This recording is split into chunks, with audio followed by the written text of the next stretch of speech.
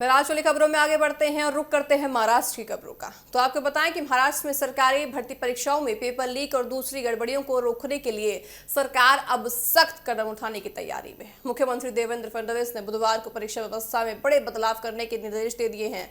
सरकार का उद्देश्य ऐसी परीक्षा प्रणाली तैयार करना है जो ज्यादा सुरक्षित हो और जिसमें किसी भी तरह की गड़बड़ी की गुंजाइश ही ना रहे।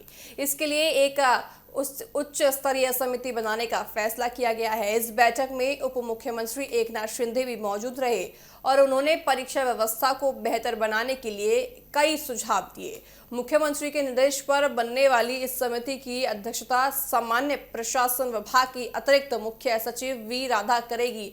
समिति में पुलिस महानिदेशक सनत दाते सूचना पूरी तरह से आपको बताएं कि विभाग के सचिव भी करेंगे। ऐसे में देखिए सरकार यही चाह रही है कि कोई भी धांधलेबाजी महाराष्ट्र में ना हो। समिति केवल सरकारी अधिकारियों से चर्चा नहीं करेगी बल्कि अलग अलग इलाकों में जाकर छात्रों, शिक्षक और संस्थानों और परीक्षा से जुड़े अन्य लोगों की राय भी यहाँ पे ली जाएगी। इन सुझावों के आधार पर राज्यों में परीक्षा व्यवस्था को लेकर एक व्यापक नीति तैयार की जाएगी। पेपर लीक को लेकर केंद्र सरकार ने हाल ही में संसद में एक सख्त कानून भी पारित कर दिया है। महाराष्ट्र में पहले से ही परीक्षा में गड़बड़ी को रोकने के लिए अपना कानून मौजूद है, लेकिन केंद्र का कहना है यानी कि केंद्र पूरी तरह से ज्यादा कड़ा कानून बनाने के आगे बढ़ती हुई कदम नजर आ रही है। इसी वजह से मुख्यमंत्री ने केंद्र के कानून को महाराष्ट्र में लागू करने की प्रक्रिया आगे बढ़ाने की बात रख दी है।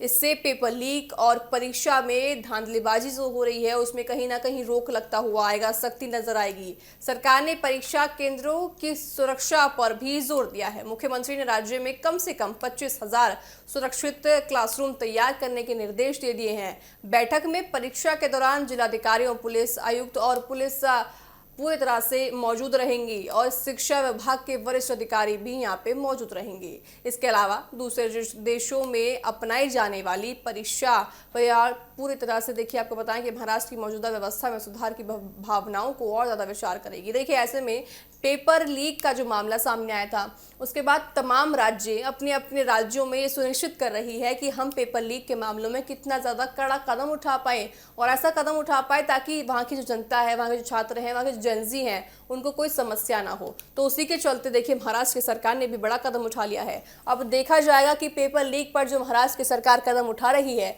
वो आने वाले दिनों में धरातल पर कितना ज्यादा असर दिखा पाता है।